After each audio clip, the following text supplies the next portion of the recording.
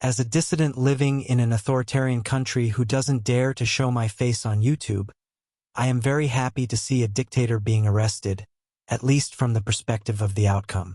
While traditional anti-American fighters like Russia, North Korea, Cuba, and even China's little pinks, young, nationalistic Chinese netizens, were unanimously condemning Trump, two viewpoints, almost irrefutable, filled my mind.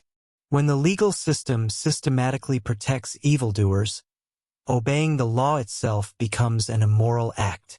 If you destroy all the rules in order to eliminate a tyrant, you will eventually find that the world is left with only bigger tyrants. Let's start with something simple. Almost everyone agrees on one thing. Nicolas Maduro is a dictator, not a controversial leader, not a misunderstood politician. A dictator.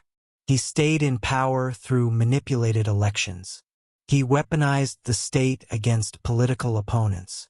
He presided over drug trafficking networks tied to the regime. And under his rule, Venezuela collapsed. Hyperinflation erased savings.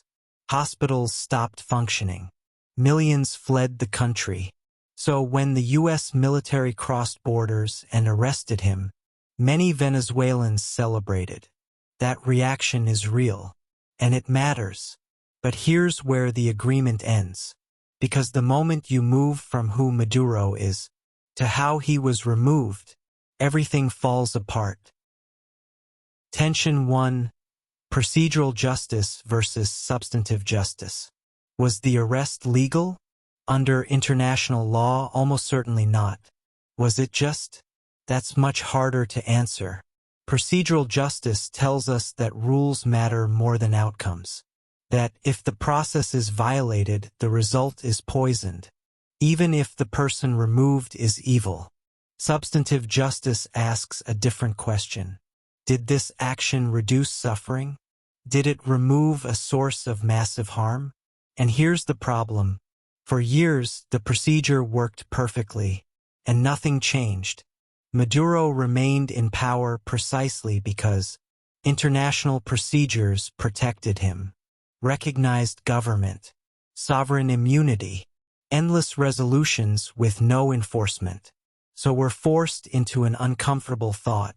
If a system consistently fails to punish extreme wrongdoing, does loyalty to that system still count as moral behavior? Or does it become moral outsourcing? Following rules so we don't have to take responsibility? I don't have a clean answer. And anyone who says they do is simplifying something tragic. Tension 2. State sovereignty versus global human rights. Let's move to the second conflict. State sovereignty is not an abstract concept. It exists because weaker countries need protection. If borders mean nothing, power decides everything. That's the strongest argument against the arrest. Because if the U.S. can abduct a sitting president, then the precedent doesn't belong to the U.S. It belongs to whoever is strong enough next. China, Russia, anyone. Once sovereignty becomes conditional on moral judgment, the strongest actor defines morality. And history is very clear about how that ends. But here's the counterweight, and it's just as heavy. Sovereignty has also become the single most effective shield. For large-scale human rights abuse, dictators don't need legitimacy anymore. They need recognition.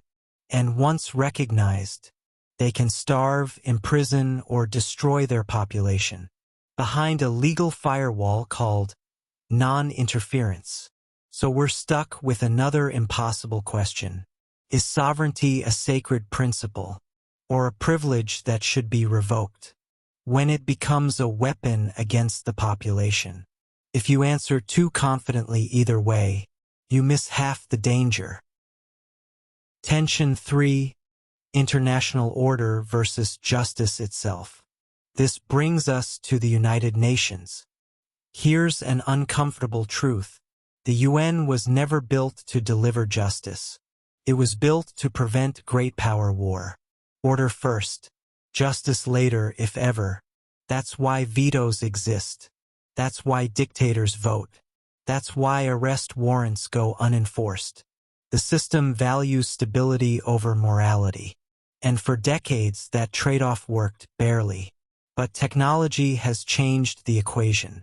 Modern authoritarian states are harder to overthrow than ever. Surveillance, AI, weaponized police forces. Internal resistance is no longer enough. Which means that when the UN does nothing, and the people cannot rise, tyranny doesn't just persist. It hardens. So here's the brutal contradiction. The international system preserves order by tolerating injustice.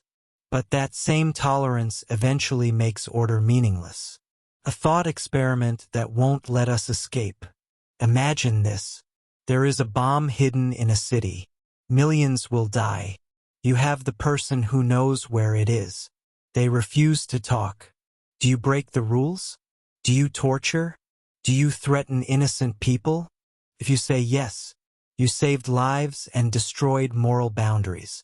If you say no, you preserved principles and accepted catastrophe. The Maduro arrest lives inside this dilemma.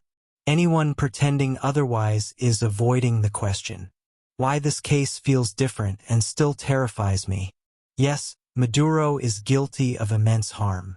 Yes, his removal likely reduces suffering.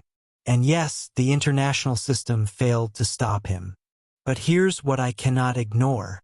Every time we say, "This case is exceptional," we are writing a blank check for the future. Exceptional actions don't stay exceptional. They become templates. And once power learns that legality is optional, when the cause feels righteous, it stops asking permission even from itself. Where this leaves me, and maybe you, I don't stand comfortably on either side. I don't believe blind loyalty to procedure is moral when it protects mass suffering. But I also don't believe justice enforced by force creates a world anyone would want to live in.